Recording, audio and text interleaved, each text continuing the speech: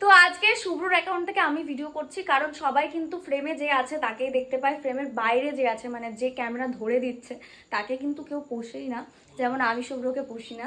এইটা হচ্ছে শুভ্র, যে আমার ভিডিও করে দেয় এই মুহূর্তে, মানে আমার 4-5 বছর ধরে এডিটিং ভিডিও সবকিছু শুভ্রই করে দেয়। কিছু কে বলতে বলে শুভ্র তুমি খুব গ্লেজি দেখতে লাগছে, মানে দারুণ দেখতে লাগছে, বিশ্বাস করো। লাইট সব ওইদিকে ভাই, আমাকে কি করে সুন্দর লাগবে? তাও ভালো লাগছে, ওটাই তো, ওই জন্যই কমপ্লিমেন্টটা দিলাম।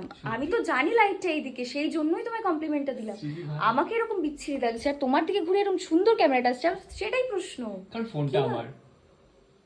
তোমার ফোনে কি তোমার নাম লেখা আছে শুভ্র? আমার ফোনেও তোমাকেই ভালো আসছে। সিরিয়াসলি? হ্যাঁ সিরিয়াসলি।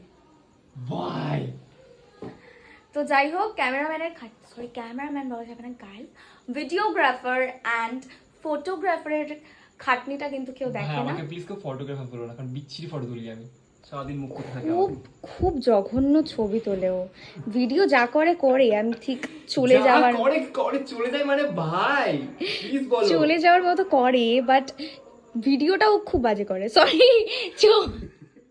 বাট ভিডিওটা বাজে করে এডিটটা কেমন করে দিয়েছে এটা বলো। হ্যাঁ, এডিটিং স্কিলস ওর দারুণ, মানে একদম ঝাঁকা নাকা একবার। দুদিক থেকে ক্যামেরা হচ্ছে কেন, কি কারণে?